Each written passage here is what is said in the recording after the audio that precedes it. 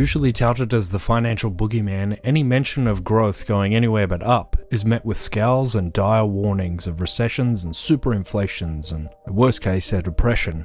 Obviously, the rising prices of necessities and basic requirements of life is of course not a good thing, especially when it's an uncontrollable, chaotic happening such as a recession, which we seem to be destined to endure currently. However, there is a large gap between the downturn of GDP and the economic system known as degrowth.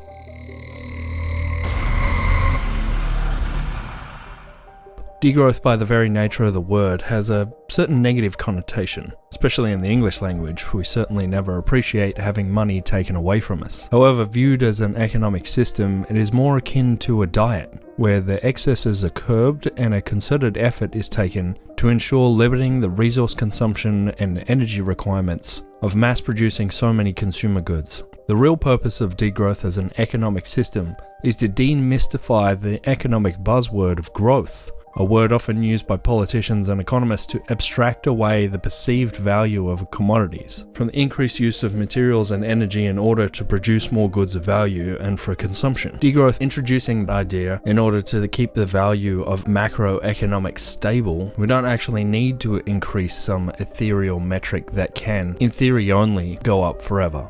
It is a hotly debated topic, flying directly in the face of neoliberal ideas of infinite growth. For those of us that live in the real world, however, there are limitations on all resources, not the least of which is the time taken for human beings to labor at work in order to produce more capital and commodities, instead of enriching our lives to the fullest in the company of our family and friends.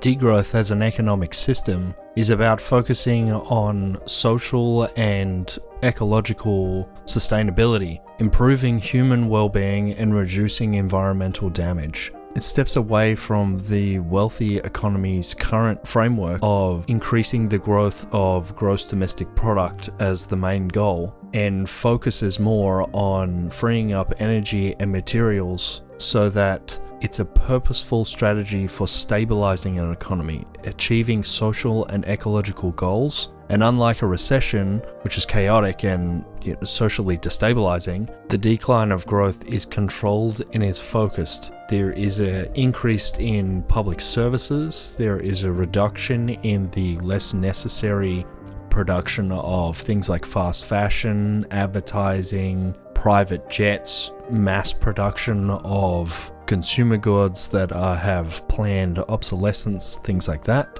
There is an introduction of, like a green jobs guarantee, installing renewables, maintaining buildings, regenerating ecosystems, social care, the promise of a sustainable development, making sure that low to middle income countries are not at the boot of unequal exchange in international trade. There is a lot of things that the core countries, or the developed world, the global north as it's called, can do in order to, instead of chase this mythical unicorn of infinite growth forever, change the way that their economic systems to work for the people, not just for corporations.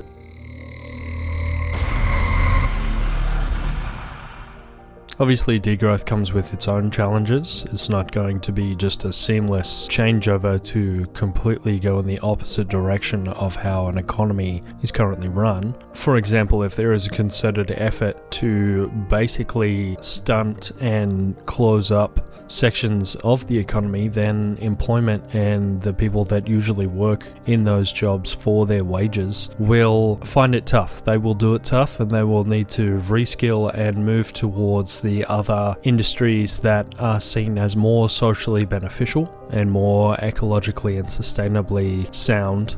But on the other hand, there would be much more emphasis on social safety nets, The premise of a degrowth economy is that there is more employment in sectors that are not specifically growth viable, but are probably more important and more impactful in society as a whole. Many of the developed world and OECD nations are experiencing an aging population and will have to contend with long-running economic slowdown in either the near future or over the long term. So this is really going to be something that governments and macroeconomies need to tackle regardless. The logical conclusion is to actually take the bull by the horns and actually have a strategic plan rather than just let it ride and see what happens.